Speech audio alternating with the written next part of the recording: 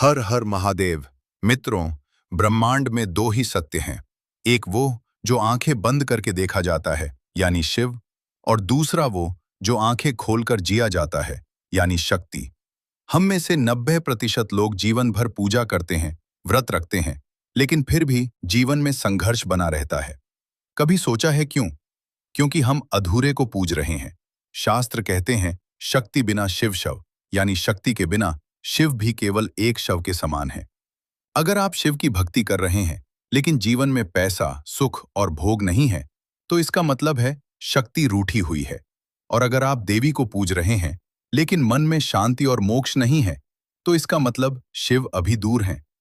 आज इस वीडियो में मैं आपको उस महामिलन का मंत्र देने जा रहा हूं, जिसे अर्धनारीश्वर विज्ञान कहा जाता है।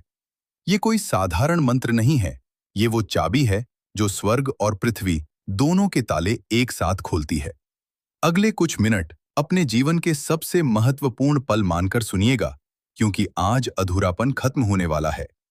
मित्रों, सबसे पहले ये समझना जरूरी है कि आखिर ये मंत्र काम कैसे करता है।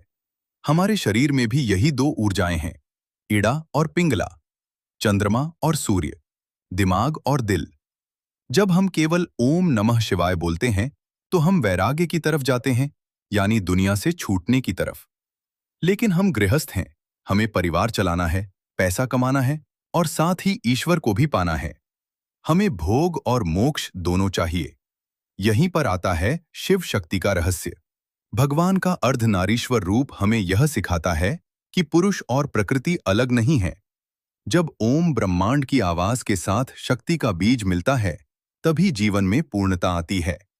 आज मैं जो मंत्र आपको बताऊंगा, वह आपकी कुंडली के चंद्रमा, मन की शांति और शुक्र, धन और विलासिता दोनों को एक साथ ठीक कर देगा। क्या आप तैयार हैं उस ध्वनि को सुनने के लिए जिसने ब्रह्मांड को रचा है? तो वह मंत्र है ओम ह्रीम नमः शिवाय। ध्यान दीजिए, यह सामान्य पंचाक्षरी मंत्र नहीं है। इसमें एक शब्द जुड़ा है, हरि।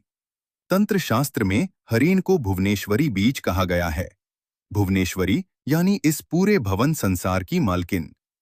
री माया है, रीम आकर्षण है, रीम शक्ति है, री चुंबक है। जब आप शांत शिव नमः शिवाय के साथ शक्ति ऋण को जोड़ देते हैं, तो क्या होता है? शिव जो समाधि में बैठे हैं, वह आंखें खोल देते हैं, क्योंकि शक्ति ही शिव की समाधि तोड़ सकती है। इस मंत्र का अर्थ है, मैं उस शिव को नमन करता हूं जो शक्ति के साथ युक्त है। जब आप इस मंत्र को जपते हैं, तो आप महादेव से कहते हैं, हे प्रभु, मुझे केवल शांति नहीं, मुझे शक्ति भी चाहिए। मुझे केवल वैराग्य नहीं, समृद्धि भी चाहिए। और यकीन मानिए, महादेव अपने इस रूप की पुकार कभी अनसुनी नहीं करते। अब बहुत ध्यान से सुनिए इस मंत्र को सिद्ध करने की विधि, क्योंकि बिना विधि के किया गया कार्य फल नहीं देता। समय। इस मंत्र के लिए सबसे उत्तम समय है प्रदोष काल, यानी सूर्यास्त के समय, शाम 6 से 7:30 के बीच। क्यों? क्योंकि यही वह समय है जब दिन और रात मिलते हैं, शिव और शक्ति मिलते हैं। आसन और दिशा। पूर्व ईस्ट या उत्तर नॉर्थ दिशा की ओर मुख करें। आसन ऊनी होना चाहिए, क्योंकि ऊर्जा को जमीन में जाने से रोकना है। माला। इसके लिए रुद्राक्ष की माला सबसे श्रेष्ठ है। लेकिन अगर आपके पास स्फटिक की माला है, तो वह सोने पर सुहागा है, क्योंकि स्फटिक शक्ति का प्रतीक है और रुद्राक्ष शिव का। मानसिक न्यास सबसे जरूरी। जाप शुरू करने से पहले आंखें बंद करें। अपने शरीर के दाएं भाग राइट साइड में महादेव को महसूस करें। भस्म लगाए हुए, शांत और शरीर के बाएं भाग लेफ्ट साइड में माता पार्वती को महसूस करें। श्रृंगार किए हुए, दयालु। महसूस करें कि आपका शरीर ही मंदिर बन गया है। जाप संख्या, कम से कम 5 माला या 11 माला।